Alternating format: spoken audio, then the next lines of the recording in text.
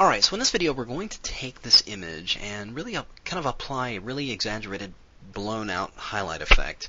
And probably something you've seen on movie posters and such like that. It's a really cool effect and you'd be surprised how easy it is to achieve. So on this image, what I need to do first is actually load the luminosity values as a selection, which is basically the highlight areas. And to do that, keyboard shortcut for that is simply holding on the Option command or Alt Control and then pressing the little tilde key, which is a little wavy line key next to the number 1 on your keyboard. So simply press those, load the luminosity, and then we're going to go to the Channels palette. And I'm going to create a new alpha channel. And then we're going to fill that active selection with white. White is set as my background color here, so I'm just going to press Command Delete, Control Backspace, and that will fill that area in. Now, I'm going to invert the selection. Go under Select Menu and go to Inverse, and that will flip the selection, and now the darker areas are selected. And with black as set as my foreground color, I'm just going to press Option Delete, Alt Backspace, fill that area in just once.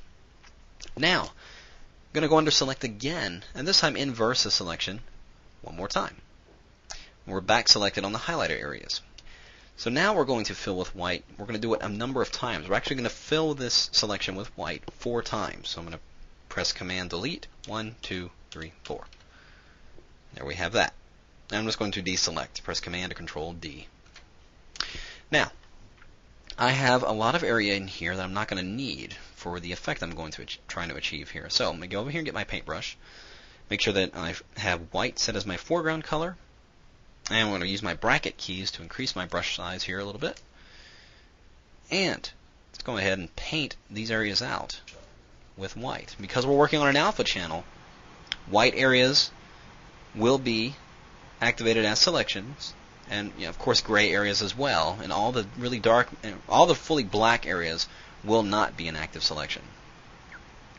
So I'm just going to paint out these areas I'm not really wanting to achieve my effect here. I'm going to grab my Move tool. I'm just going to move this over just a little bit so the face has got a little bit more of the black on the side here. I'm going to get my selection tool here, my rectangular selection. I'm just going to draw a box right up in here, right up until we get to the edge of our chin there, right inside that black area. I'm just going to fill that with black, plus Command Delete. We'll deselect. So there is pretty much my finished face on an alpha channel. Now, when I bring this into my layers, I'm going to want to fill the area that's black and gray with a color. So if I activate this alpha channel as a selection now, it's going to select all those white and gray areas that I don't want. So I simply need to invert the values of this alpha channel. So I'm just going to press Command or Control I, and that will invert the values. I'll load that alpha channel as a selection. Holding down my Command or Control key, clicking on that channel. I'm going to go reactivate my composite channel, go back into my layers. I'm going to create a new layer. I'm going to go into my color picker here, and I'm just going to select a dark color, or whatever color you choose is certainly up to you. I'm going to go with a really dark blue here, and we'll click OK. I'm just going to Option Delete, fill that selection with that color, and we'll deselect. I'm going to create a new layer right beneath that active layer. So I'm going to do that by holding down my Command or Control key and then clicking on the new layer icon. Then I'm going to fill this entire layer with white. Since white is set as my background, I'm just going to press Command Delete. There we have that. So you can really start to see we're getting a really cool effect here. So now, all I really want to do now is just colorize those eyes a little bit, just to give it a little bit, of difference in there. So I'm going to zoom in here just a little bit more. I'm going to create a new layer above this active blue fill. Create the layer there.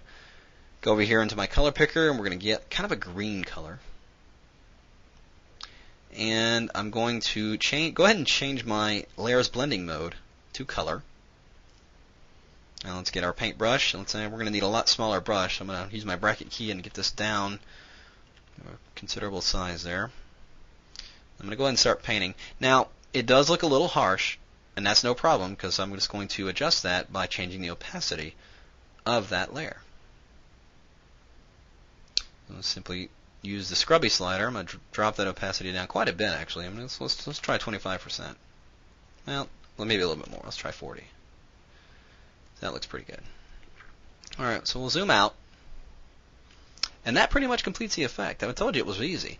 All you really have to do now is just drop some text in, which I've already set up here. And there you have a really cool, finished, really intriguing design. And it all started with that simple photograph and turned in to a really cool design. So, like I said, give it a try yourself. It'll certainly work on almost any photograph. So you're always going to get a different effect altogether, but see what you can come up with, and we'll see you again.